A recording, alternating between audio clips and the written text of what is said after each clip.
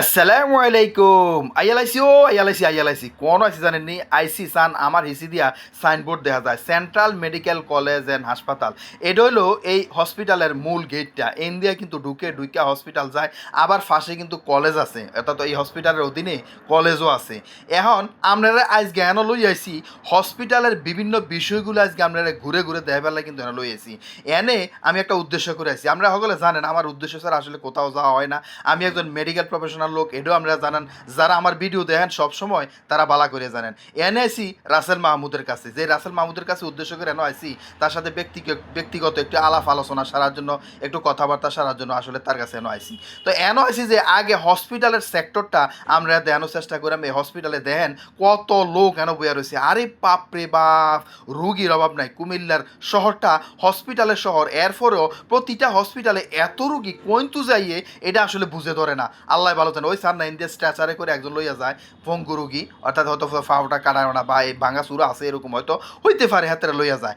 এরপরে রাসেল মাহমুদরে টোয়া শুরু করে রাসেল মাহমুদ এনে বই রয়েছে। রে রাসেল মাহমুদ এনে বইয়ে রয়েছে। কিউ রাসেল ভাই আপনারা বই রয়েছেন, আপনারা টোয়াতে রোদে জান শেষ ফোনটা দেয়, ফোনটাও আপনি ধরেন না। কি যে একটা অবস্থা শুরু করছেন বুঝলাম না। এনা অর্ডার কাছে মানে রাসেল ভাইয়ের কাছে আইয়ে সারলাম না অর্ডার করে জামাল ভাই লন লন আগে নাস্তা মাস্তা খাইয়ে কিছু খাইছি না, হ্যাঁ বুক লাইকে রয়েছে লন এদিকে যাই। হ্যাঁ কোনো ওই যে কলেজ সেক্টরটা আছে না, কলেজ সেক্টরটা ইন্ডিয়া যাম, এনে একটা ক্যাফেটেরিয়া আছে, অর্থাৎ একটা খাওয়ার জায়গা আছে।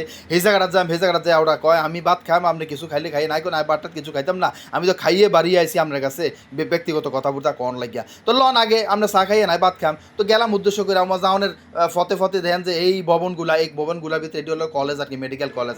এর ভিতরে ছাত্রছাত্রীরা লেখাপড়া করে। এখানে ছাত্রছাত্রীরা বইয়ে তারা এই বিশেষজ্ঞ ডাক্তার তারা হয়। কেউ মেডিসিন বিশেষজ্ঞ হয়, কেউ গাইনি বিশেষজ্ঞ হয়, কেউ অর্থোপেডিক্স হয়, কেউ শিশু বিশেষজ্ঞ হয়। এই বিভিন্ন বিশেষজ্ঞ ডাক্তারগুলো এনে হয় আর কি। এরপরে সান না তারা যে ক্যাফেটেরিয়া আছে, অর্থাৎ এই হোটেল এবং ক্যাফেটেরিয়া চাটা সব মিলিয়ে এনো তারা বিক্রি করে, অর্থাৎ কলেজের ফলাফাইন, এরপরে ডাক্তাররা, এরপরে অফিসাররা, নার্সরা, আয়াবুয়ারা, এরপরে প্রফেসররা, এরপরে এমবিবিএস সাবসিবিএস ডাক্তার যারা আছে, ডিউটি ডাক্তার যারা আছে, তারা সকলে এনো খায়। আমিও চাটা খাইলাম, খুব ভালোই লাগলো। এরপর আইলাম এদিকে খালি জায়গাটা আইয়া এই খালি জায়গাটা একটু দেখানোর চেষ্টা করলাম। এই খালি জায়গাটা হইলো এনো হসপিটালের ভবন টবন হইব, কলেজের ভবন টবন হইব, এই জায়গাটা আর কি। এই জায়গাটা আমরা দেখানোর চেষ্টা করলাম। পরে আস্তে দিন হাঁটা ধরলাম আবার ওই হসপিটালের দিকে। আর বেশি কিছু এনে দেখাইতাম না। তবে এই হসপিটাল এবং কলেজ লইয়া যত আলোচনা সমালোচনায় থাক, এই হসপিটাল এবং কলেজটা এত যে একটা সৌন্দর্যপূর্ণ জায়গা, দেখতে শুনতে এত একটা উত্তম জায়গা, মনোরম পরিবেশ, আপনি আশ্চর্য হয়ে যাবেন। অর্থাৎ যারা লেখাপড়া করে দূর দূরান্ত থেকে যে ছাত্রছাত্রী এনে আইয়ে, তারা মনোরম পরিবেশে তারা খুব স্বচ্ছন্দে এনে খাওয়া দাওয়া লেখা পড়া থাকা সব তাদের এনে আছে।